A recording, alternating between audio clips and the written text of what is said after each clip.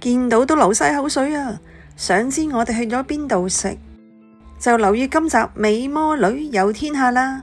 我哋除咗自費實測美食之外啊，仲會帶大家四周圍去玩，同埋分享煮食心得。今集要介紹俾大家嘅餐廳呢，係位於深業上城裏邊噶。要去嘅話呢，就搭地鐵由福田口岸站搭10號線，搭到第5個站呢，就係冬瓜嶺站，大概11分鐘到呢，就會到噶啦。到咗冬瓜嶺站之後呢，揾 E 出口出，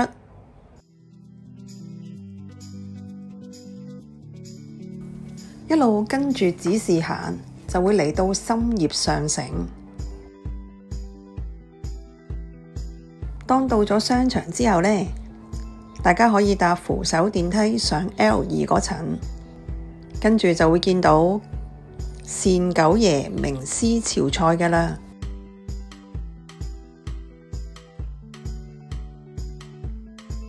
餐廳嘅營業時間呢，周一至周日，午市呢就係11點到2點，晚市就係5點到9點半。間餐廳出名呢係食潮州菜㗎，嗰日星期日，趁佢啱啱11點開門就到啦，所以呢唔使等就有位啦。行到入去啊，空間都算大，好多張4至5人嘅圓台，同埋有少量嘅卡位。我哋仲見到有幾間包廂，可以成家人嚟食都得喎。仲有啊，依間餐廳呢都獲得好多獎項㗎，可見佢嘅食物質素方面啊，應該絕對有保證。深業上城，我哋嚟咗呢間呢叫做善九爺，呢間呢係食潮州菜嘅。咁睇下佢嘅鎮店招牌呢，原來呢就有呢個嘅黃花魚啦，同埋呢一個嘅燒雞嘅。咁呢，我哋呢因為今日人少得3個人呢，我哋就叫咗黃花魚試下啦。仲叫一個滷水拼盤，同埋一個鳳凰豆腐。仲有喎，哇！呢個天氣呢，食翻個胡椒豬肚煲，同埋呢個蠔仔餅。落咗單之後啊，20分鐘之內啊，已經上齊晒所有菜啦。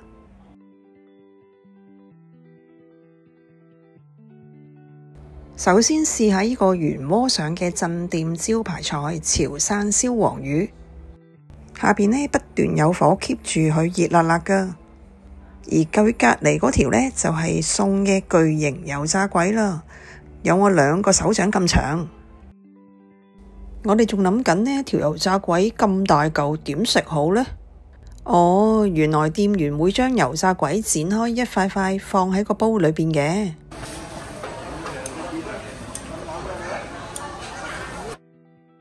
但嗰條油條啊，真係實在太長啦，放唔晒落去，所以個女店員呢都好細心啊，揾咗隻碟載返啲剩低嘅油炸鬼，費事啲油炸鬼浸晒落去淋晒啊！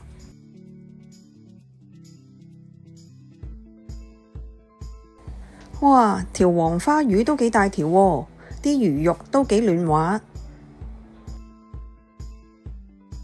個湯汁呢，仲要落咗紅棗同埋大蔥，味道就適中啦，唔係好鹹。而魚肉點埋個湯汁啊，好鮮甜啊。不過條魚呢都有啲細骨，食嗰陣時啊，即係要小心啊。而鍋裏邊啲油炸鬼啊，雖然浸得太耐，但咬落呢仲好香脆喎。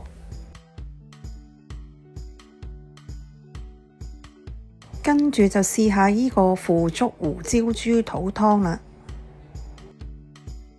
材料都好豐富喎，見有豬肚啦、腐竹、白果、酸菜。個湯奶白色，飲咗一大碗啊，好大陣豬肚同埋胡椒味，辣辣地，可以驅寒暖胃，非常之正啊！最後呢，我哋都各自飲咗3碗啊！嚟到食潮州嘢啊，必定要試埋佢嘅滷水拼盤。個滷水拼盤呢，有滷水蛋、五花肉，好有層次喎。仲有鵝肉，啲鵝肉都好肥美啊。而個底部仲有啲滷水豆腐，而呢個呢係鵝胗，即係鵝嘅胃啊。試晒咁多款之後呢，我哋都係覺得個五花肉最好味，肥瘦均勻，入口即溶，所以全部都食晒啊。而其他呢，略嫌吸晒啲滷水汁，鹹咗啲啫。第二樣必食嘅梗係蠔煎啦。哇，份量都好大喎，見個厚度都適中，上台呢已經切好4塊啦。齋睇見個邊都炸得好脆喎，每一塊呢都好多蠔仔。而呢件蠔仔嘅份量呢，比我想象中更多啊。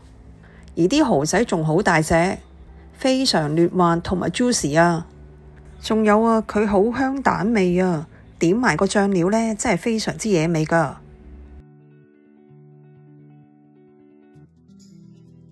最後就試埋佢嘅潮州鳳凰豆腐，一碟有10件，驟眼呢就似臭豆腐咁嘅 feel 喎。睇下點埋佢個汁，再加埋佢個薄荷葉，睇下食落有咩感覺。我哋3個人嘅結論啊，同呢支旗仔講嘅一樣，好吃不上火，味道更清新啊！當日全單呢仲有95折優惠，平均每個人呢食咗143蚊。其實啊，我哋當日叫嘅嘢食啊，每款嘅份量都好多啊，多個人嚟食都得啊。好，今集就介紹咁多先。喜歡嘅話記得讚好、留言，同埋將條片分享俾其他朋友啊。而仍未訂閱嘅話，就快啲嚟訂閱美魔女遊天下啦。拜拜。